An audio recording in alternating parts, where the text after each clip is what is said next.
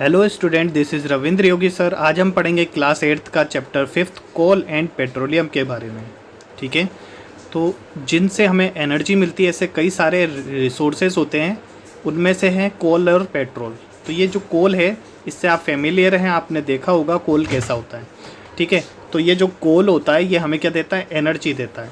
इसका हम डिफरेंट जगह पर यूज़ डिफरेंट वे में करते भी हैं। ऐसे ही नेक्स्ट रिसोर्सेज है पेट्रोल। पेट्रोल भी एक तरह का क्या है? सोर्स है जिससे हमें एनर्जी मिलती है। पेट्रोल को हम एज ए फ्यूल यूज़ करते हैं। ठीक है स्टूडेंट, तो ये कैसे मिलता है, क्या इसका यूज़ है, ये हम इस चैप्टर के अंदर डिस्कस करेंगे। इनकी कैरेक्टरिस्टिक्स क्या हैं, इनके यूजेस क्या हैं और ये हमें मिलते कैसे, इनका फॉर्मेशन कैसे होता है। स्टूडेंट्स, सबसे पहले हम देख रहे हैं लिस्ट ऑफ टॉपिक्स जो हम कवर करेंगे इस चैप्टर में। कोल एंड पेट्रोलियम के बारे में देखेंगे, उसके बाद types of natural resources, fossil fuels के बारे में पढ़ेंगे, डिस्ट्रक्टिव डिस्टिलाइजेशन पढ़ेंगे, इसके बाद हम देखेंगे एनर्जी एंड एनवायरनमेंट। तो ये सारे टॉपिक्स हम कवर करेंगे। ठीक है स्टूडेंट्स, तो सबसे पहले बात आती है या एनर्जी की। मैंने अभी आपको बताया एनर्जी जो होती है, हमें कई सोर्स होते हैं जिससे हमें एनर्जी मिलती है। अब ये एनर्जी होती क्या है? एनर्जी, सोर्स ऑफ एनर्जी क्या होते हैं जिससे हमें एनर्जी मिलती है? जिस सोर्स से एनर्जी मिलती है उसे हम सोर्स ऑफ एनर्जी बोलते हैं। ठीक है, जिस सोर्स से भी हमें एनर्जी मिल रही है उसे हम सोर्स ऑफ एनर्जी कहते हैं। अब सबसे पहले बात आती है ये एनर्जी क्या है। ठीक है, एनर्जी को हमें समझना पड़ेगा, तब हम सोर्स ऑफ एनर्जी को भी समझ सकते हैं। तो स्टूडेंट, एनर्जी का मतलब होता है energy is ability to do work. Energy एक एबिलिटी या योग्यता है किसी भी कार्य को करने की, किसी भी वर्क को करने की जो एबिलिटी होती है उसी को हम क्या बोलते हैं? एनर्जी बोलते हैं। ठीक है स्टूडेंट, हमें कोई भी वर्क करना है तो उसके लिए हमारे पास एनर्जी का होना ज़रूरी है। एनर्जी होगी तभी हम वर्क को कर सकेंगे। हम इस एनर्जी को एज ए पावर भी समझ सकते हैं कि किसी भी काम को करने की हमारे अंदर पावर कितनी है। ठीक है स्टूडेंट्स, तो वो हमारी एनर्जी पे डिपेंड है। ठीक है ना, तो energy is what? Energy is the ability to do work. Is it clear? Energy आपको समझ में आया एनर्जी क्या होता है? तो एनर्जी एक योग्यता होती है किसी भी काम को कर पाने की, हमारे अंदर कितनी पावर है उसी को हम बोलते हैं एनर्जी। स्टूडेंट्स, अब हम देखते हैं ये जो एनर्जी होती है ये कई डिफरेंट फॉर्म में होती है। ठीक है, तो ये एनर्जी डिफरेंट फॉर्म में होती है और इसको स्टोर किया जाता है एनर्जी सोर्सेज से। तो energy occur in different forms and all forms of energy are stored in different ways in the energy sources that we use every day. Energy different form में होती है और जितनी भी एनर्जी होती है उसे एनर्जी सोर्स में डिफरेंट वे से स्टोर किया जाता है। ठीक है, जिसका यूज़ हम एवरीडे लाइफ में करते हैं। तो ये आप समझना कि जो एनर्जी हमें को कई डिफरेंट फॉर्म में मिल रही है और सभी फॉर्म में एनर्जी को क्या किया जा रहा है? स्टोर किया जा रहा है एनर्जी सोर्सेज में, है ना। और उसका हम यूज़ करते हैं। क्या करते हैं, कैसे करते हैं, इसे आप समझेंगे। ठीक है, हम अपनी एवरीडे लाइफ में देखते हैं एनर्जी के कई सारे सोर्सेज देखते हैं। तो ये जो एनर्जी के सोर्सेज हैं जिनसे हमें एनर्जी मिल रही है, और ये जो एनर्जी होती है स्टूडेंट्स, ये एनर्जी हमेशा कांस्टेंट होती है और कंजर्व होती है। ठीक है, इस एनर्जी को ये हमेशा कंजर्व होती है। ठीक है, ये आप ध्यान रखना। इसको हम थोड़ा सा एग्जांपल से समझेंगे तो और अच्छे से हमें समझ में आएगा। अभी आपको ये बात क्लियर हुई? अब देखिए स्टूडेंट, जैसा कि फॉर एग्जांपल ये बल्ब है। ठीक है, ये बल्ब ग्लो हो रहा है, जल रहा है ये बल्ब, तो ये हमें एनर्जी, इलेक्ट्रिक एनर्जी ये लेके क्या कर रहा है? ग्लो कर रहा है और हमें क्या दे रहा है? हीट दे रहा है एंड लाइट दे रहा है। कभी भी स्टूडेंट कोई बल्ब होगा वो काफ़ी देर तक जला हो तो उसको आप टच करने की कोशिश मत करना। क्यों? क्योंकि वो गर्म होती है, उसकी आउटर सरफेस गर्म हो जाती है, हीट देता है मतलब वो। ठीक है, तो ये जो एनर्जी हमें मिली ये हमें बल्ब से मिली, जिसने हमें हीट भी प्रोड्यूस की और लाइट भी प्रोवाइड कराई। ठीक है, तो इलेक्ट्रिक एनर्जी को बल्ब ने क्या किया? हीट और लाइट एनर्जी में कन्वर्ट कर दिया। ठीक है, तो हीट हमें मिल रही है इससे, मतलब ये हमें एनर्जी मिल रही है। ठीक है, तो इस तरह से डिफरेंट एग्जांपल्स से हम समझेंगे कि एनर्जी हमें कैसे मिलती है। अभी मैंने बताया था एनर्जी हमें डिफरेंट फॉर्म में मिलती है और ये एनर्जी हमेशा कांस्टेंट रहती है, ये भी ध्यान रखना, ठीक है। ये कम ज़्यादा नहीं होती है, कांस्टेंट होती है और कंजर्व होती है। एनर्जी कंजर्व होती है, इसका मीन्स क्या है, एनर्जी को ना तो क्रिएट किया जा सकता है ना डिस्ट्रॉय किया जाता है, ठीक है। एनर्जी कांट बी डिस्ट्रॉय और created, so we can say energy is conserve, ठीक है। एनर्जी हमेशा कंजर्व होगी, बस ये एक फॉर्म से दूसरी फॉर्म में ट्रांसफ़र हो जाएगी। जैसे मैंने अभी एग्जांपल बताया था बल्ब का, इलेक्ट्रिक एनर्जी या हीट और लाइट एनर्जी में बदल गई, ठीक है। ये एग्जांपल बताया था मैंने आपको, ये इलेक्ट्रिक एनर्जी से बल्ब ग्लो हुआ और ग्लो होने के बाद उसने हीट और लाइट दी। तो इसी तरह से एनर्जी हमेशा एक फॉर्म से दूसरे फॉर्म में ट्रांसफ़र होती है, यानी ये हमेशा कंजर्व होती है, ठीक है। एक और एग्जांपल हम ले सकते हैं इसका, सन ले सकते हैं। तो सन से भी हमें एनर्जी मिलती है, ठीक है। सन से हमें क्या मिल रही है, हीट और लाइट दोनों मिल रही हैं। ये नेचुरल सोर्स हो गया हमारा एनर्जी का, जो नेचुरल सोर्स है। देखो सन तो मैन मेड नहीं होता है, तो बनाया हुआ नहीं है, ये नेचुरल है, नेचर में अकरिंग है। तो ये सन जो है ये क्या है, ये हमें एनर्जी दे रहा है, हीट और लाइट दे रहा है। बल्ब हमारा जो एग्जांपल था वो मैन मेड था, आर्टिफिशियल था, ठीक है, उससे भी हमें एनर्जी मिल रही थी। तो ये डिफरेंट फॉर्म में हो सकती है और डिफरेंट सोर्सेज से एनर्जी हमें मिलती है, ठीक है, जिसका यूज़ हम एवरीडे लाइफ में करते हैं, जैसे कि बल्ब का मैंने आपको एग्जांपल दिया, ठीक है। अब हम देखते हैं student different sources of energies. Energy के जो सोर्स होते हैं वो डिफरेंट होते हैं, डिफरेंट सोर्स से हमें एनर्जी मिलती है। तो वो सोर्सेज क्या है, इसको पढ़ते हैं, इसको समझते हैं हम, ठीक है। एनर्जी हमें किन किन सोर्सेज से, तो हमें बायोमास से भी एनर्जी मिलती है, हाइडल पावर से एंड जियोथर्मल से। इनसे हमें क्या मिलती है, एनर्जी। जैसे ये बायोमास, इसमें प्लांट्स, एनिमल्स, इनके जो वेस्टेज होते हैं उसको कहते हैं हम बायोमास, और उसका यूज़ करके हम एनर्जी को लेते हैं। हाइडल पावर का मतलब ये हो गया, वाटर का फ्लो देख पा रहे हैं आप, काफ़ी तेज़ है, इससे हम इलेक्ट्रिक एनर्जी को, इलेक्ट्रिसिटी को डेवलप करते हैं। इसी तरह जियोथर्मल से भी हमें एनर्जी मिलती है। इसका मीन्स होता है कि जो अर्थ होती है, अर्थ में कुछ हॉट स्पॉट्स बने होते हैं, उनसे काफ़ी सारी एनर्जी रिलीज़ होती है, जैसे कि आप देख पा रहे हैं। तो इसी को कहते हैं हम जियोथर्मल, ठीक है। इस एनर्जी को हम जियोथर्मल। तो बायोमास आपको क्लियर हुआ, जो प्लांट्स, एनिमल्स, जैसा आप डायग्राम में, फिगर में देख पा रहे हैं, इनके वेस्टेज से हमें जो मिल रहा है वो बायोमास हो गया। वाटर से हमें जो मिल रहा है, सोर्स एनर्जी मिल रही है इस वाटर से, वो हाइडल पावर हो गया, इससे हम इलेक्ट्रिसिटी डेवलप करते हैं। आपने कई प्लांट्स, पावर प्लांट्स के बारे में सुना होगा, ठीक है। इसी तरह जियोथर्मल हो गया। जियोथर्मल, हमारी जो अर्थ होती है उसके कुछ जगह पर क्या होते हैं, हॉट स्पॉट्स होते हैं, जहाँ काफ़ी सारी एनर्जी स्टोर होती है, ठीक है।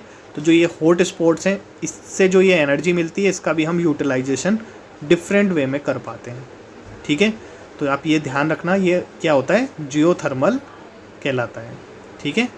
तो इसमें हॉट स्पॉट्स जो बने होते हैं उसमें कुछ एलिमेंट्स होते हैं जो क्या होते हैं, डिग्रेड हो जाते हैं, और उनके डिग्रेडेशन से क्या मिलती है, एनर्जी प्रोवाइड होती है, इसलिए इसे जियोथर्मल कहा जाता है, ठीक है स्टूडेंट। यही सोर्सेज नहीं है, और भी कई सोर्सेज हैं, ठीक है। नेक्स्ट पेज पे हम देखते हैं और सोर्सेज के बारे में। अभी आपको बायोमास, हाइडल, जियोथर्मल समझ में आ गया। तो ये जो एलिमेंट का मास होता है ये एनर्जी में कन्वर्ट हो जाता है, जैसा कि आप यहाँ देख पा रहे हैं। इस जियोथर्मल के बारे में आप हायर क्लास में अच्छे से स्टडी करेंगे, यहाँ तो सिर्फ आपको सिर्फ बेसिक फंडा समझना, ठीक है ना। जब अगर आप साइंस लेंगे तो आप हायर स्टडी में जैसे जाएंगे तो आपको जियोथर्मल के बारे में काफ़ी कुछ जानने को मिलेगा। और सोर्सेज देखते हैं हम। एक तो हमने देखा बायोमास, हाइडल पावर, जियोथर्मल। इसके बाद नेक्स्ट सोर्स देखते हैं हम, विंड एनर्जी, इससे भी हमें एनर्जी मिलती है, सोलर एनर्जी और पेट्रोल, ये भी सोर्सेज हैं एनर्जी के। जैसे ये विंड एनर्जी मतलब एयर होती है, इसके लिए क्या होता है, एक एरिया लिया जाता है, एरिया को में काफ़ी सारी विंड मिल्स लगाई जाती हैं, है ना। इन विंड मिल्स को लगा के हम एयर एनर्जी को, जो नेचुरल है एयर, ठीक है, विंड, उससे हम क्या बनाते हैं, इससे भी हम इलेक्ट्रिसिटी में कन्वर्ट करते हैं इस एनर्जी को। तो ये विंड मिल्स के थ्रू होता है, तो इसे हम बोलेंगे विंड एनर्जी, ठीक है। विंड एनर्जी समझ में आया। इसके बाद हम सोलर एनर्जी की बात करते हैं। तो सोलर एनर्जी का मतलब हो गया सन से हमें हीट और लाइट मिल रही है जैसा मैंने आपको बताया, तो इसकी एनर्जी का भी हम सोलर एनर्जी बनाने में यूज़ करते हैं। ठीक है, ये भी एनर्जी का एक सोर्स है। क्लियर है। फिर नेक्स्ट है हमारा पेट्रोल। पेट्रोल से आप काफ़ी फेमिलियर होंगे। पेट्रोल का यूज़ एज ए फ्यूल किया जाता है व्हीकल्स के अंदर। कई सारे व्हीकल्स, जो भी मैनी व्हीकल्स किससे चलते हैं, पेट्रोल से ही चलते हैं। ठीक है, तो पेट्रोल भी एक एनर्जी का सोर्स हो गया। इस पेट्रोल की वजह से गाड़ियाँ काफ़ी दूर से दूर तक जा सकती हैं। तो ये हमारे कुछ और सोर्सेज थे। ठीक है, wind, solar and petrol energy, तो ये भी एनर्जी के सोर्सेज हैं। यही नहीं है, और भी कुछ सोर्सेज हैं, चलिए उन्हें भी देखते हैं। एक होता है हमारा coal and last one is nuclear energy. तो ये कोल से आप काफ़ी फेमिलियर होंगे। ये कोल यानी कोयला, ठीक है, इससे भी हमें एनर्जी मिलती है, जिसका यूज़ हम डिफरेंट जगह पर डिफरेंट वे में डिफरेंट तरीके से करते हैं। न्यूक्लियर एनर्जी, जो न्यूक्लियर प्लांट्स होते हैं, ठीक है, ये जो न्यूक्लियर प्लांट्स हैं इनसे भी एनर्जी हमें मिलती है, तो ये न्यूक्लियर एनर्जी हो गया। ठीक है, अभी हम जो डिस्कस करेंगे सिर्फ कोल और पेट्रोल के बारे में डिटेल में पढ़ेंगे, बाकी चीज़ें आप हायर स्टडी में पढ़िएगा। ठीक है, तो यहाँ तक अभी हमने सोर्स समझे। अब स्टूडेंट हम बात करते हैं कोल एंड पेट्रोलियम की। कोल और पेट्रोलियम, तो सोर्स ऑफ एनर्जी आपको समझ में आ गया। सोर्स ऑफ एनर्जी का मतलब हो गया कोई भी चीज़ जो हमें एनर्जी प्रोवाइड कर रही है, उसी को हम बोलते हैं source of energy. Anything that provide us energy, जिससे भी हमें एनर्जी मिलेगी वो सोर्स ऑफ एनर्जी कहलाएगा। ठीक है, ये डिफरेंट फॉर्म में हो सकता है। अब ये जो एनर्जी मिलती है ये नेचुरल रिसोर्सेज से भी हमें एनर्जी मिल सकती है और आर्टिफिशियल तरीके से भी हमें एनर्जी मिलती है। ठीक है, नेचुरल रिसोर्सेज का मतलब हो गया जो नेचर में अकरिंग होते हैं। ठीक है, जो नेचर में हमें मिलते हैं। और एक आर्टिफिशियल एनर्जी वो होती है जो मैन मेड होती है। मैन मेड एनर्जी को हम बोलते हैं आर्टिफिशियल एनर्जी, और नेचुरल रिसोर्स जो नेचर में हमें मिल रही हैं। तो बात करते हैं हम जैसे source that are present in nature, जैसे मैंने आपको बताया जो नेचर में प्रेजेंट होते हैं वो सोर्स नेचुरल रिसोर्स कहलाते हैं। And they provide us energy, और ये हमें क्या देते हैं, एनर्जी प्रोवाइड करते हैं। ठीक है स्टूडेंट्स, तो नेचुरल रिसोर्सेज में कौन कौन से रिसोर्सेज आ गए, हमारे पास कोल हो गया और पेट्रोल हो गया, और मैन मेड का मीन्स हो गया आर्टिफिशियल। ठीक है, आर्टिफिशियल जो मैन ने बनाए हैं जिनसे हमें एनर्जी मिल रही है। ठीक है, नेचुरल आपको क्लियर हुआ, कोल एंड पेट्रोल, यही आपका चैप्टर है कोल और पेट्रोल। ठीक है स्टूडेंट, तो हम कोल और पेट्रोल के बारे में अब थोड़ा और डिटेल से पढ़ेंगे।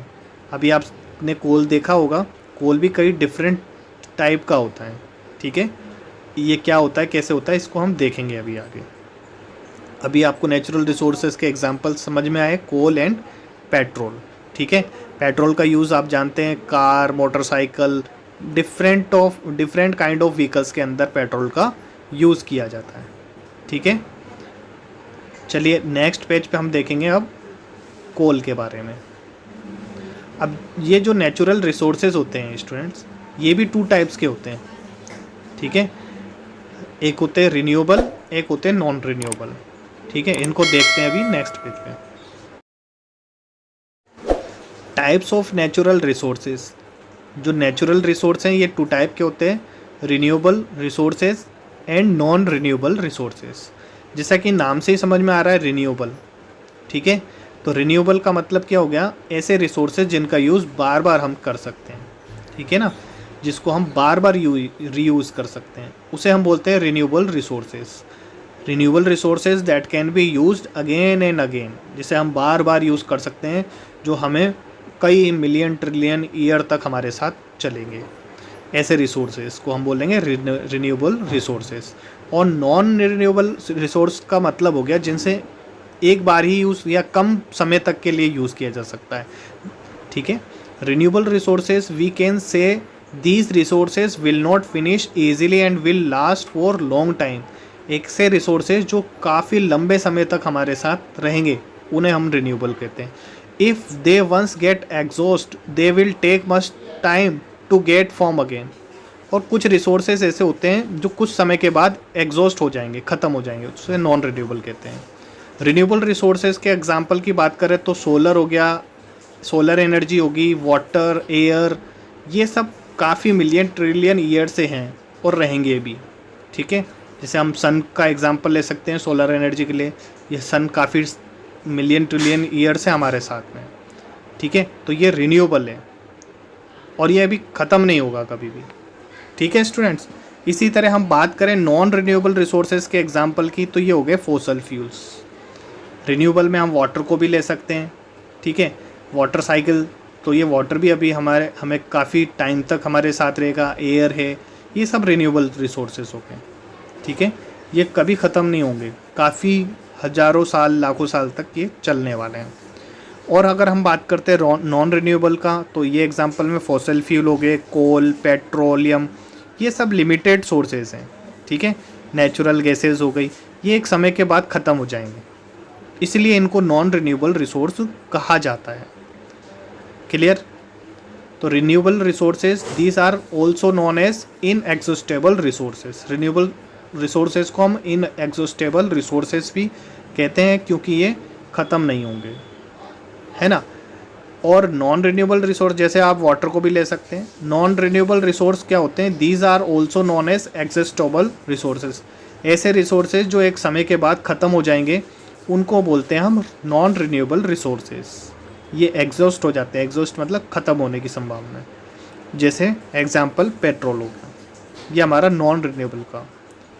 अब स्टूडेंट हम एक थोड़ा सा गेम खेलते हैं, ठीक है। मैं आपको कुछ पिक बताऊंगा, आपको उसमें से आइडेंटिफाई करना है इसमें रिन्यूएबल और नॉन रिन्यूएबल रिसोर्सेज कौन से हैं, ठीक है स्टूडेंट्स।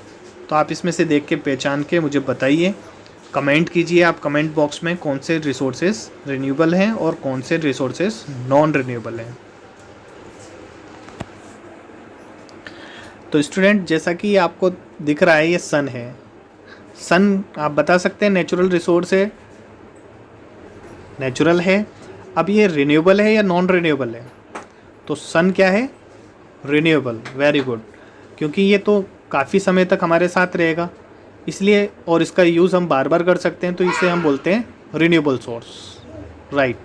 अब आप मुझे बताइए पेट्रोल, पेट्रोल किस टाइप का रिसोर्स है?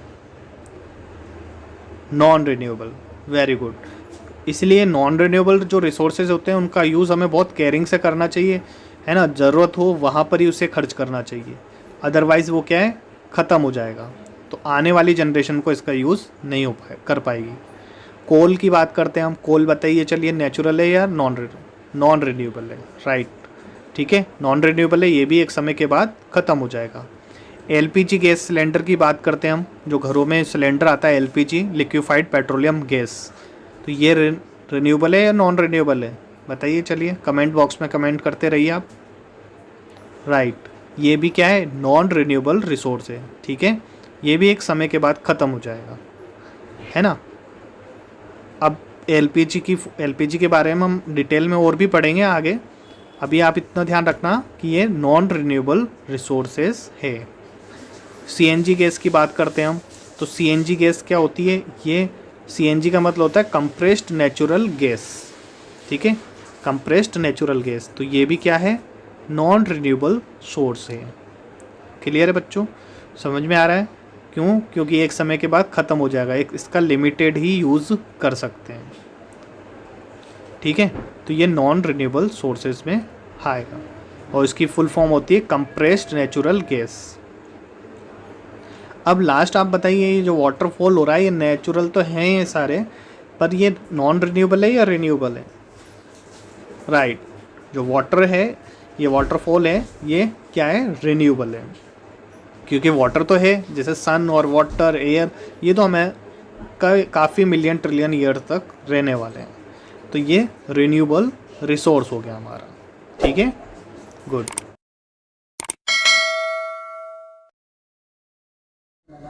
अब स्टूडेंट हम देखते हैं फॉसिल फ्यूल्स के बारे में। ये फॉसिल फ्यूल्स जो होते हैं नेचुरल रिसोर्स होते हैं और नॉन रिन्यूएबल रिसोर्सेज पे आते हैं। नॉन रिन्यूएबल का मतलब मैं आपको बता चुका हूँ, ऐसे रिसोर्स जो लॉन्ग टर्म तक नहीं चलते हैं, ठीक है, उनमें से ही एक फॉसिल फ्यूल। फॉसिल फ्यूल्स होते क्या हैं? It is form when dead plants and animals got buried under earth over million of years ago, ठीक है। जब प्लांट्स और एनिमल्स बरी हो जाते हैं अर्थ के अंदर कई सालों तक, and due to high pressure and temperature they got transform into fossil fuel, और वहाँ हाई प्रेशर और टेम्परेचर होने की वजह से वो ट्रांसफॉर्म हो जाते हैं फॉसिल फ्यूल्स के अंदर। ठीक है, जब भी प्लांट और एनिमल्स डेड हो जाते हैं और अर्थ के अंदर चले जाते हैं तो उस पर हाई प्रेशर लगता है और हाई टेम्परेचर, जिससे फॉसिल के फ्यूल्स में कन्वर्ट हो जाते हैं। फॉर एग्जाम्पल हम बोल सकते हैं कोल। ठीक है, they are non renewable resources, जैसा मैंने आपको अभी बताया कि ये एक नॉन रिन्यूएबल रिसोर्स है, यानी ये एक समय के बाद ख़त्म हो जाएगा। अगर इसका यूज़ हम अच्छे से नहीं करेंगे तो ये जो कोल पेट्रोल है ये हमारी फ्यूचर जनरेशन को नहीं मिलेंगे। ठीक है, इसलिए हमें रिकमेंड किया जाता है कि ये जो नॉन रिन्यूएबल रिसोर्स हैं इनका यूज़ हमें वाइज तरीके से करना चाहिए। अगर हम इसका यूज़ वाइज तरह से करेंगे तो ये हमारी फ्यूचर जनरेशन को मिलेगा। ठीक है, अदरवाइज ये ख़त्म हो जाएगा। So don't waste non renewable resources as they take much time to get renewed. अगर इनको हमें बचा के रखना है फ्यूचर जनरेशन के लिए तो हमें इसका यूज़ क्या करना पड़ेगा, वाइज तरीके से करना रहेगा, तभी हमें कोल और पेट्रोल हमारी फ्यूचर जनरेशन को मिल सकेगा। ठीक है स्टूडेंट्स, तो ये हमारा फॉसिल फ्यूल हुआ। अब हम देखते हैं फॉसिल फ्यूल्स कितने टाइप्स के होते हैं। तो फॉसिल फ्यूल्स 3 टाइप के होते हैं। कोल, उसमें से एक कोल है, सेकंड नेचुरल गैस और थर्ड है पेट्रोलियम। ठीक है स्टूडेंट्स, तो जो ये है 3 टाइप्स के हो गए। अब नेचुरल गैस में हम क्या लेंगे, एलपीजी। एलपीजी आप जानते हैं लिक्विफाइड पेट्रोलियम गैस होती है, और पेट्रोलियम, ये तीनों फॉसिल फ्यूल्स हैं। तो there are 3 types of fossil fuels, one is coal, second is natural gas and third one is petroleum. ठीक है स्टूडेंट्स, तो सबसे पहले हम इसमें फर्स्ट टाइप देख रहे हैं कोल के बारे में। फॉसिल फ्यूल का फर्स्ट टाइप क्या है, कोल। तो कोल क्या होता है, देखिए ये एकदम रॉक टाइप का होता है, जैसा आप पिक में देख रहे हैं। It is a sedimentary rock that Burns. ये सेडिमेंट्री रॉक होता है जिसे बर्न किया जा सकता है। ठीक है, इसको बर्न करके इससे क्या मिलेगी, हमें एनर्जी मिलेगी। ठीक है, तो ये एनर्जी कई तरह से कई डिफरेंट वे में यूज़ की जा सकती है।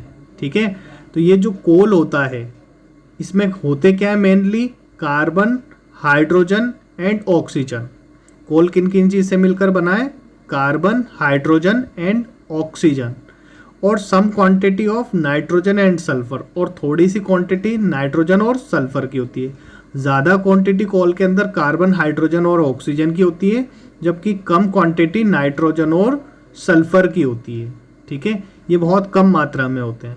तो ये कोल के अंदर सब चीज़ें पाई जाती हैं। ठीक है, ज़्यादातर कार्बन इसमें होता है। ठीक है, तो कार्बन, हाइड्रोजन और ऑक्सीजन से कंटेन होते हैं किसके, कोल के। अब ये जो कोल होता है, डिफरेंट टाइप्स ऑफ कोल के भी कई टाइप के होते हैं, जैसा कि आप ये पोर्ट्रेट में देख पा रहे हैं। ये अलग अलग तरह के होते हैं, है ना। पीट कोल होता है, इस तरह का होता है। ठीक है, लिग्नाइट होता है, और बिटुमिनस एंड एंथ्रासाइट। तो ये पीट कोल आप देख पा रहे हैं, ये लिग्नाइट कोल है, और ये बिटुमिनस कोल है, और ये एंथ्रासाइट कोल है। अब बच्चों आप जानते हैं कि इन चारों टाइप के कोल में डिफरेंस क्या है। इनमें डिफरेंस है कार्बन का, कार्बन परसेंटेज का। जो पीट कोल होता है उसमें कार्बन परसेंट कितना होता है, 60%। लिग्नाइट कोल के अंदर कोल का परसेंट 70% होता है। बिटुमिनस के अंदर कार्बन का परसेंट 80 होता है, और एंथ्रासाइट में 90% और अबव होता है। तो स्टूडेंट जो ये कार्बन परसेंटेज है ये डिफरेंस ला रहा है किसके अंदर, कोल के अंदर। ठीक है, जिसमें जितना कार्बन परसेंटेज होगा वो उतना बेटर क्वालिटी का कोल माना जाता है। ठीक है स्टूडेंट, तो ये पिट कोल में 60% है, लिग्नाइट में 70%, बिटुमिनस में 80% और एंथ्रासाइट 90% वाला कोल है। तो ये सबसे बेस्ट क्वालिटी का कोल माना जाता है। वेरी इंपॉर्टेंट है, ये एग्जाम में आपसे पूछा भी जाता है। तो एंथ्रासाइट बेस्ट क्वालिटी का कोल होता है। ठीक है, और ये बेस्ट क्वालिटी का इसलिए ये एक्सपेंसिव भी होता है, इसलिए इसका ज़्यादा यूज़ नहीं करते हैं। जो बिटुमिनस कोल होता है इसका यूज़ हम ज़्यादातर करते हैं। ठीक है, ये कॉमन यूज़ में आने वाला कोल कहलाता है। और एंथ्रासाइट काफ़ी एक्सपेंसिव है। ठीक है, तो काफ़ी एक्सपेंसिव होता है, महंगा होता है काफ़ी, और ये सबसे बेस्ट क्वालिटी का कोल होता है। ठीक है स्टूडेंट्स, अब देखते हैं हम स्टूडेंट डिस्ट्रक्टिव डिस्टिलेशन के बारे में। डिस्ट्रक्टिव डिस्टिलेशन होता क्या है? एक ऐसा प्रोसेस होता है जब किसी भी सब्सटेंस को हम हीट की एयर की एब्सेंस में हीट देते हैं, तो इसे कहते हैं हम डिस्ट्रक्टिव डिस्टिलेशन।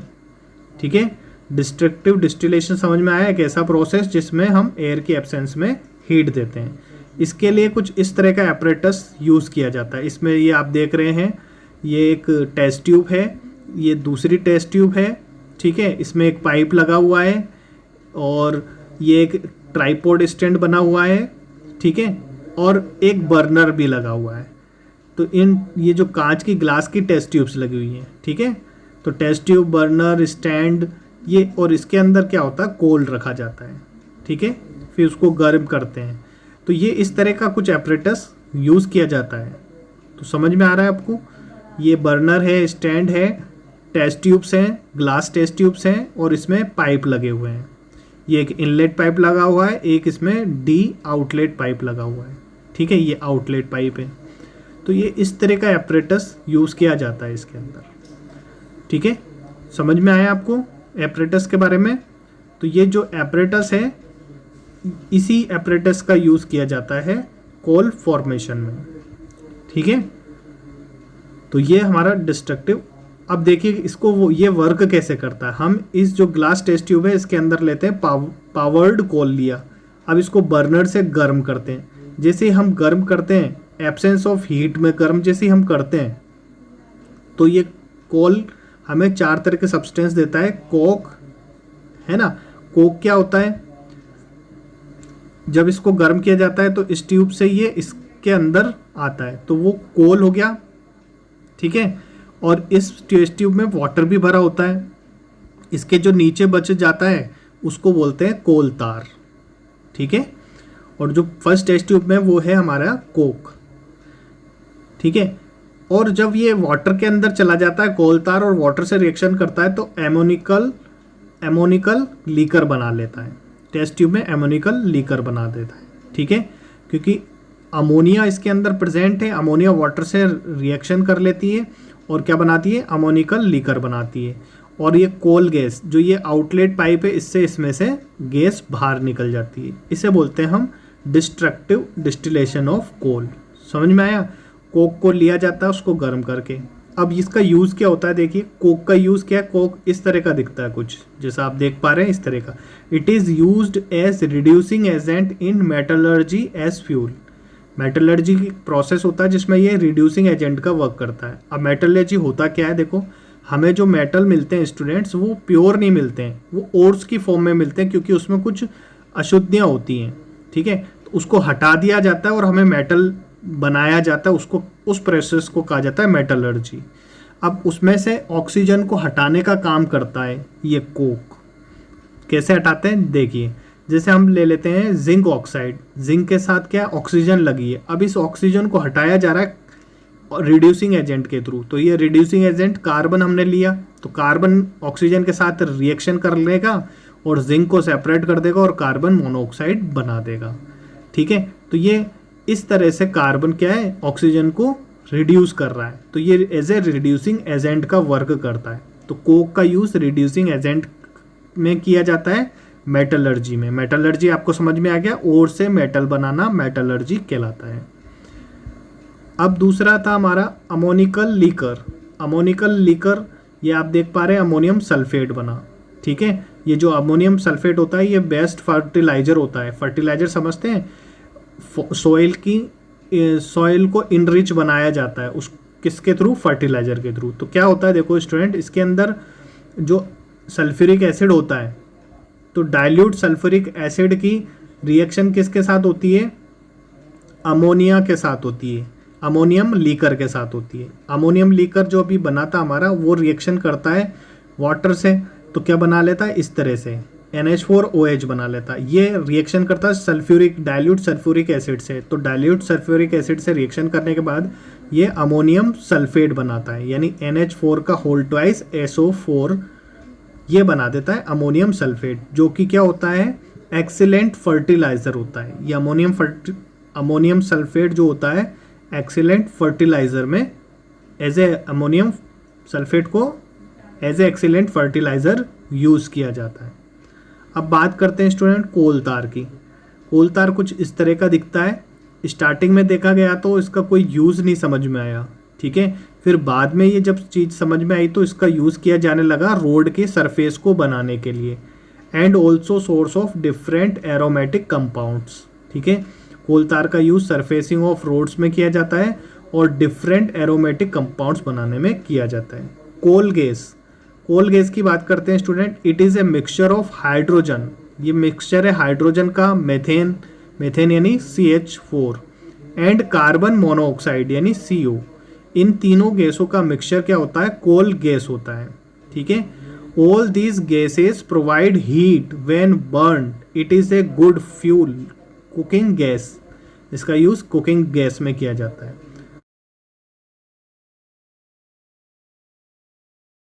अब स्टूडेंट हम बात करते हैं सेकंड है हमारा natural gas. Second fossil fuel हमारा कौन सा है? Natural gas. तो इसमें स्टूडेंट्स क्या होता है? It has a mixture of alkynes that is 80% of methane, 7% of ethane and 6% of propane and 4% of butane, ठीक है स्टूडेंट। मैंने इनके नीचे इनके फॉर्मूले भी लिख दिए। मैथेन मतलब CH4 हो गया, एथेन मतलब C2H6, propane C3H8, butane C4H10 होता है, ठीक है स्टूडेंट्स।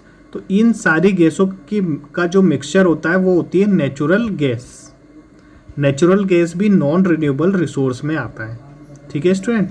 इसमें 80% मैथेन है, यानी नेचुरल गैस का मेन कंटेंट आपका मैथेन यानी CH4 हो गया। और जो ये मैथेन नेचुरल गैस होती है ये मिलती कहाँ पर है? It occurs deep in earth crust, ये मिलती है अर्थ क्रस्ट के डीप में विथ पेट्रोलियम डिपॉजिट हो जाओ के साथ में ये मिलती है। CNG भी होती है। CNG आप जानते हैं क्या होती है? CNG कंप्रेस्ड नेचुरल गैस, ठीक है। CNG का यूज़ किया जाता है व्हीकल्स में। क्या होती है ये? Compressed natural gas. CNG का फुल फॉर्म होता है कंप्रेस्ड नेचुरल गैस। स्टूडेंट ये आपको फुल फॉर्म भी याद रखना है। It is mostly used in form of liquefied petroleum gas and compressed natural gas. जैसा कि मैंने बताया जो नेचुरल गैस होती है इसका use LPG, liquefied petroleum gas जो घरों के अंदर काम में ली जाती है किचन में, उस गैस में किया जाता है। और इसका use natural CNG compressed natural gas में भी किया जाता है। और कंप्रेस्ड नेचुरल गैस का यूज़ किया जाता है व्हीकल्स को चलाने में। जो ट्रांसपोर्ट व्हीकल्स होते हैं उनमें CNG भर के यूज़ किया जाता है। The propane and butane separated from natural gas is liquefied under pressure to form. और जो प्रोपेन और ब्यूटेन होती है नेचुरल गैस से प्रोपेन और ब्यूटेन को सेपरेट करके, ठीक है, सेपरेट करके क्या बनाई जाती है? LPG। LPG में अगर बात करते हैं मेन कंटेंट जो होता है वो ब्यूटेन होता है, ठीक है। अगर मिक्सचर की बात करते हैं तो ब्यूटेन और प्रोपेन का मिक्सचर होता है, ठीक है। CNG होती है हमारी कंप्रेस्ड नेचुरल गैस। जैसा कि आप जानते हैं स्टूडेंट जो कंप्रेस्ड नेचुरल गैस होती है उसमें मेन कॉन्स्टिट्यूएंट क्या होता है? मेथेन होता है। और इसका यूज़ किया जाता है, भी मैंने बताया आपको, व्हीकल्स में और इंडस्ट्रीज़ के अंदर इसका यूज़ किया जाता है, ठीक है। तो ये काफ़ी इफ़िशियंट होती है, इफ़िशियंट फ्यूल है और इसका यूज़ हमें बहुत ही वाइज तरीके से करना है, ठीक है। अदरवाइज़ ये फ्यूचर में नहीं मिलेंगे हमें, क्योंकि ये नॉन रिन्यूएबल रिसोर्सेज है जैसा कि मैं आपको बता चुका हूँ।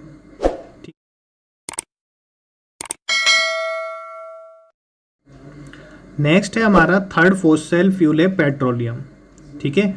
अब ये भी फॉसिल फ्यूल कैसा है? हमारा नॉन रिन्यूएबल रिसोर्स है, ठीक है ना। पेट्रोलियम के बारे में वैसे मोस्टली आप सब जानते भी हैं, ठीक है। आजकल जितनी भी गाड़ियां सब चलती हैं वो सब पेट्रोल से ही चलने वाली हैं। अब ये पेट्रोल बनता कैसे है, कहाँ से बना है और कैसे बना है, इसको समझते हैं अब हम इस पेट्रोल के बारे में। तो petrol is form from organism living in the sea as these organisms died their bodies get settled at the bottom of the sea। तो जैसा कि आप जानते हैं सी के अंदर कई सारे और लिविंग ऑर्गेनिज्म रहते हैं, जब ये ऑर्गेनिज्म मर जाते हैं तो ये सी के बॉटम में क्या हो जाते हैं, सेटल्ड हो जाते हैं। ठीक है, सी के बॉटम में सेटल्ड हो जाते हैं और वो उसके ऊपर सैंड की लेयर और सैंड और क्ले की लेयर क्या हो जाती है, जम जाती है, कवर्ड कर देती है। ठीक है, इस तरह से ये वाटर है, वाटर के अंदर कई सारे लिविंग ऑर्गेनिज्म है। जब ये मर जाते हैं तो ये कई सारे लिविंग ऑर्गेनिज्म आपको दिख रहे हैं। तो इस तरह से लिविंग ऑर्गेनिज्म होते हैं। जब ये डेड हो जाते हैं किसी भी कारण से तो ये सी के बॉटम में चले जाते हैं और बॉटम में इकट्ठे होते रहते हैं। जब ये इकट्ठे हो जाते हैं तो इसके ऊपर सैंड और क्ले की क्या होती है, लेयर। ये सैंड और क्ले की लेयर इनके ऊपर जम जाती है। ठीक है, तो जब ये जम जाएगी इसके ऊपर तो ये कुछ इस तरह से ढक जाते हैं अंदर। जब ये ढक जाएंगे और कई सालों के बाद ये किस में कन्वर्ट होने लग जाते हैं, पेट्रोल बन जाती है। ठीक है, ये पेट्रोल में कन्वर्ट होते हैं। Over millions of years they remain embedded and due to high temperature and pressure they got transform into petrol and natural gas. जैसे मैंने आपको बताया कई सालों तक उसमें दबे रहते हैं, वहाँ पर हाई प्रेशर और हाई टेम्परेचर होता है जिससे ये पेट्रोलियम और नेचुरल गैस में ट्रांसफॉर्म होने लग जाते हैं। ठीक है, it is dark oily liquid, ये एक डार्क ऑयली लिक्विड होता है, हैविंग ए अनप्लीजेंट ऑर्डर।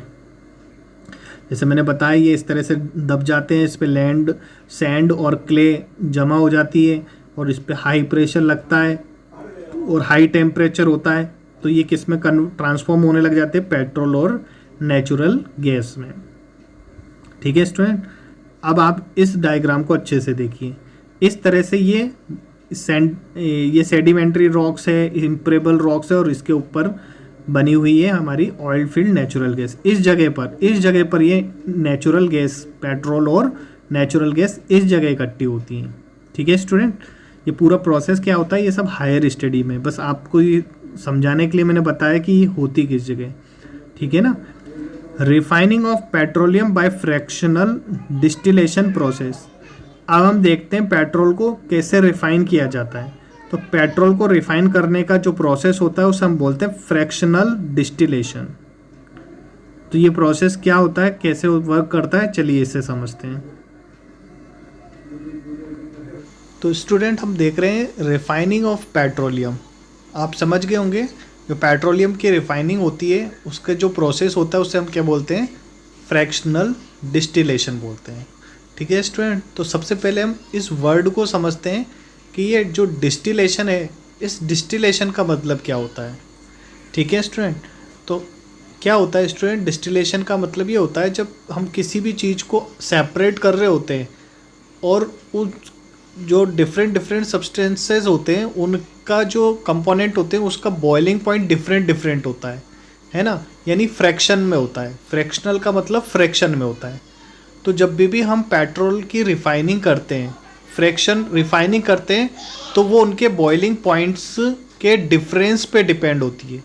ठीक है, इस प्रॉपर्टी का यूज़ करते हुए हम पेट्रोल को रिफाइन करते हैं। उसके अंदर जो भी कंटेंट होते हैं उनको अलग किया जाता है क्योंकि उनके बॉइलिंग पॉइंट्स क्या अलग अलग है।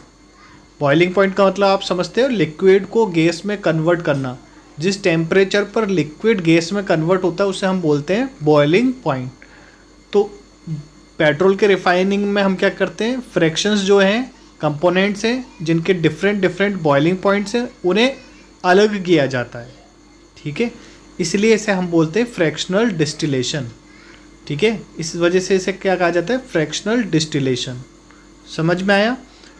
तो रिफाइनिंग ऑफ पेट्रोलियम क्या है, रिफाइनिंग ऑफ पेट्रोलियम कैसे होती है, फ्रैक्शनल डिस्टिलेशन से होती है क्योंकि इसमें जो पेट्रोल के अंदर जो फ्रैक्शंस हैं उनके बॉइलिंग पॉइंट्स डिफरेंट है, इस वजह से उसको सेपरेट किया जाता है। तो it is separation of petroleum into different components based on the fact that different components of crude oil, ये जो क्रूड ऑयल है इसे हम पेट्रोलियम भी कह सकते हैं। ठीक है, जब ये कच्चा ऑयल, क्रूड ऑयल का मतलब होता है कच्चा। ठीक है, जब इसको प्रोसेस से निकाला जाता है, क्रूड ऑयल को एक प्रोसेस के बाद पेट्रोल बन जाता है। तो crude oil have different boiling points, है ना। इस तरह से एक ये कॉलम होता है, एक फ्रैक्शनल कॉलम होता है ना। इस फ्रैक्शनल कॉलम में से क्रूड ऑयल को पास किया जाता है। ठीक है, फ्रैक्शनल कॉलम में से क्या करते हैं, देखिए आपको मैं जूम करके समझा रहा हूँ।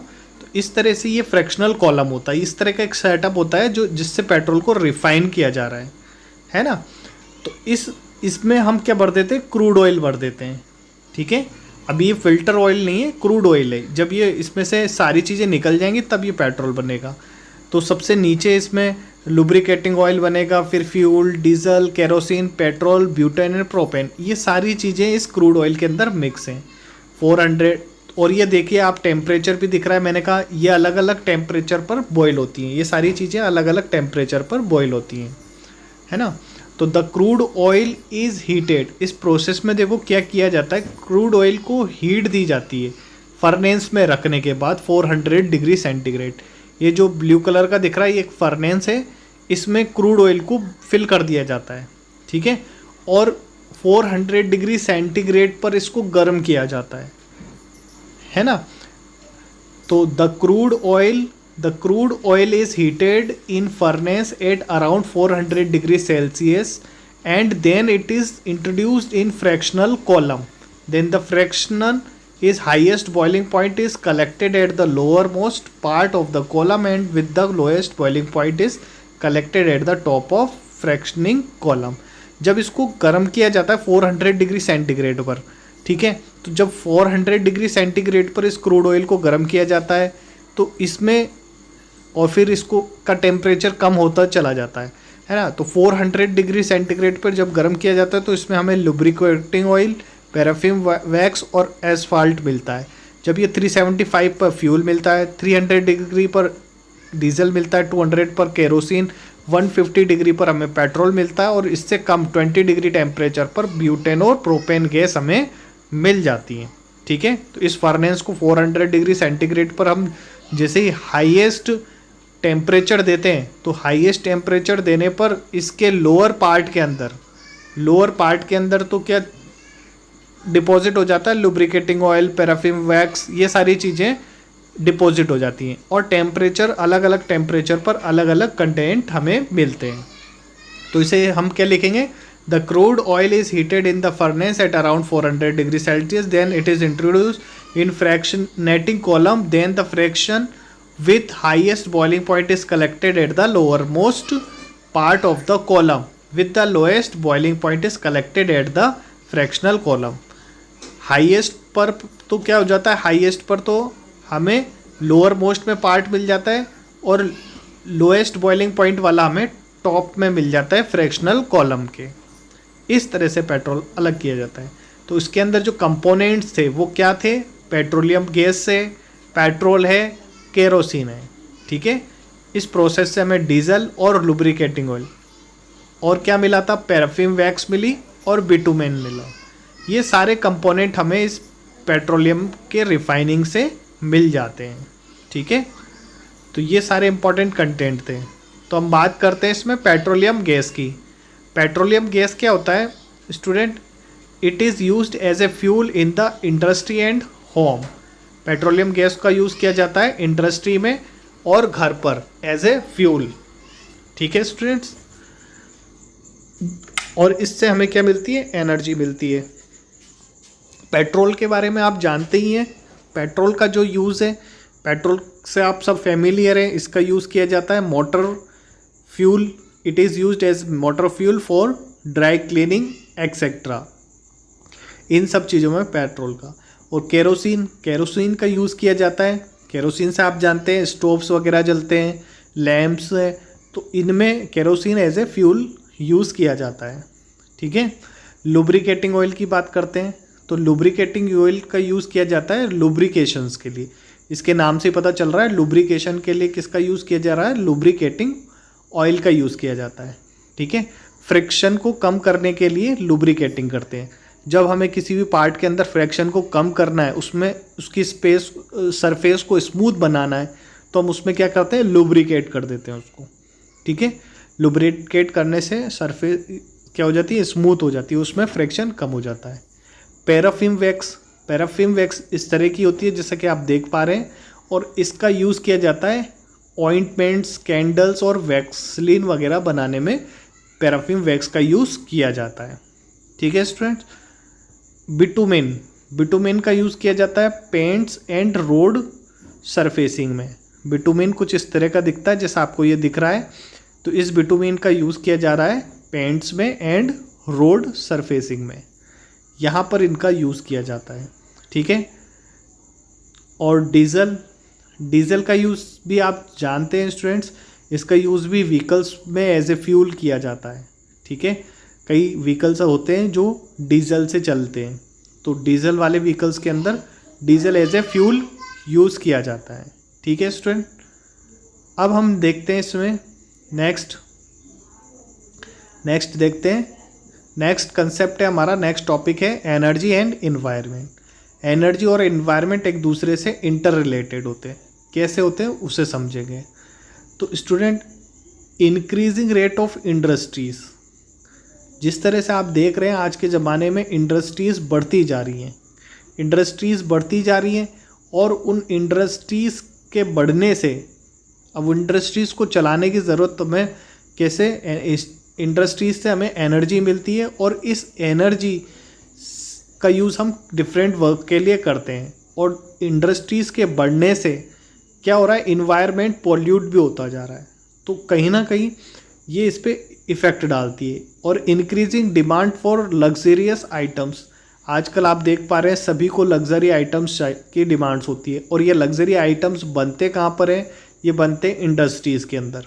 और इंडस्ट्रीज़ के अंदर ये बनने के कारण इंडस्ट्रियाँ बढ़ती जा रही हैं। बढ़ने से इंडस्ट्री पॉल्यूशंस हो रहा है। पॉल्यूशन होने के कारण हमारी लाइफ में काफ़ी इफ़ेक्ट पड़ रहा है। देख रहे हैं आप, इस तरह से इंडस्ट्रियाँ लगती जा रही हैं और हमें कई लग्जरी आइटम जैसे कार है, बाइक्स हैं, ये सब हमें लग्जरी सुविधाएं मिल रही हैं। इन सब को चलने के लिए एनर्जी की ज़रूरत होती है, तो ये एनर्जी पर डिपेंड होते हैं। और इंडस्ट्रियों से हमें हमारा इन्वायरमेंट भी इफ़ेक्ट पड़ता है।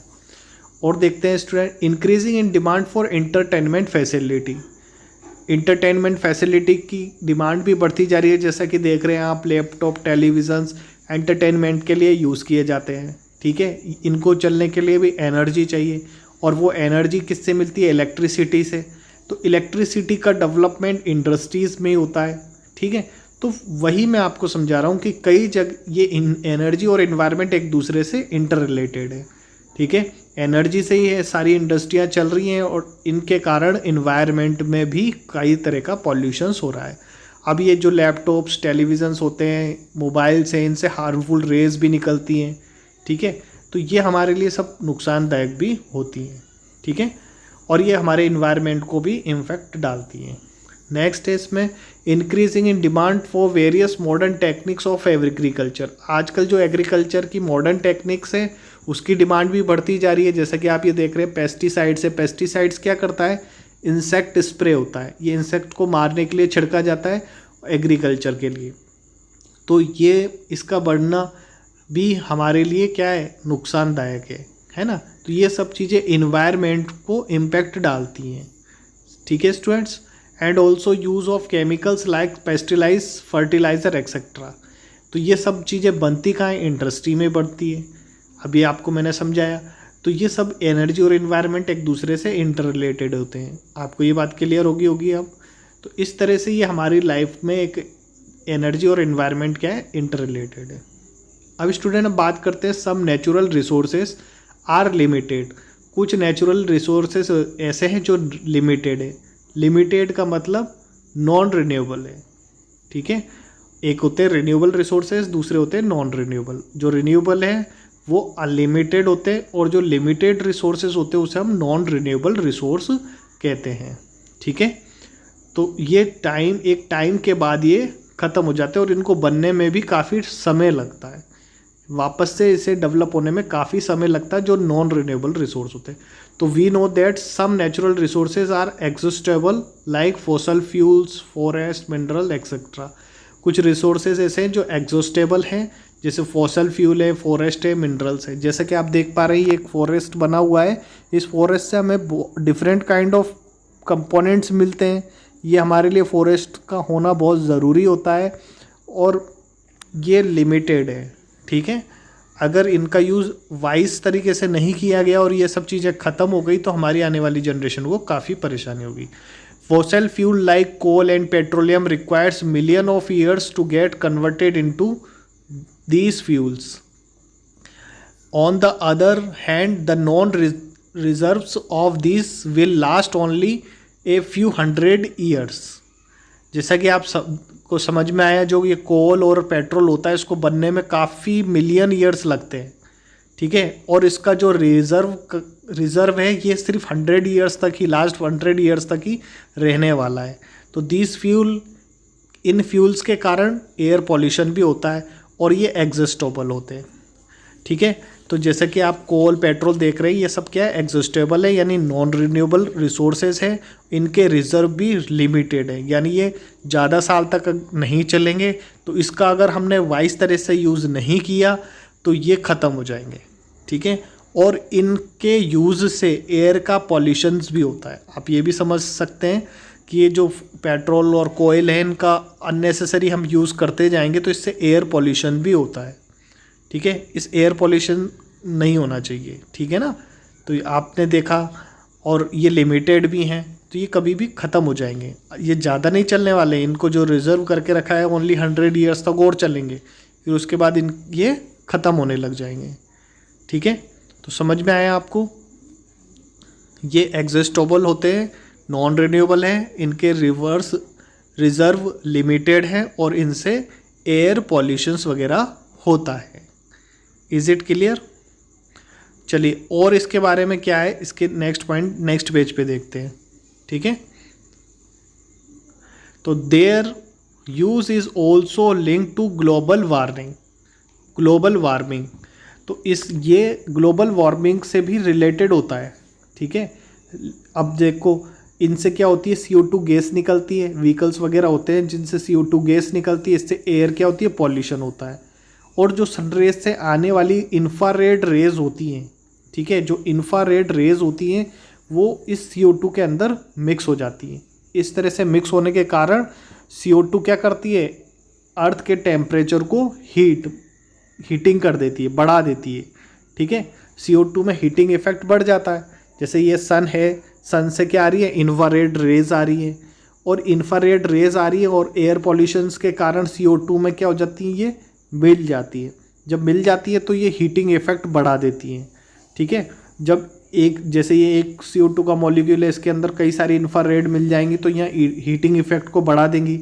इसी तरह CO2 के और भी मॉलिक्यूल्स होंगे, तो ये जैसे दूसरा मॉलिक्यूल है, इसके अंदर भी क्या होगा, इंफ्रारेड, इसमें भी इंफ्रारेड। तो इस तरह से ये हीटिंग इफेक्ट को काफ़ी ज़्यादा बढ़ा देंगे। काफ़ी ज़्यादा बढ़ा देने से अर्थ का टेम्परेचर काफ़ी ज़्यादा बढ़ जाएगा। इसी को हम क्या बोलते हैं, ग्लोबल वार्मिंग बोलते हैं, ठीक है। तो ये ग्लोबल वार्मिंग होने का भी हमें खतरा है, ठीक है। इन कोल और पेट्रोल वगैरह को यूज़ करने से हमें ग्लोबल वार्मिंग का भी खतरा है, ठीक है। तो it is very dangerous for global warming also. It is therefore necessary that we use this fuel only when absolutely necessary, ठीक है।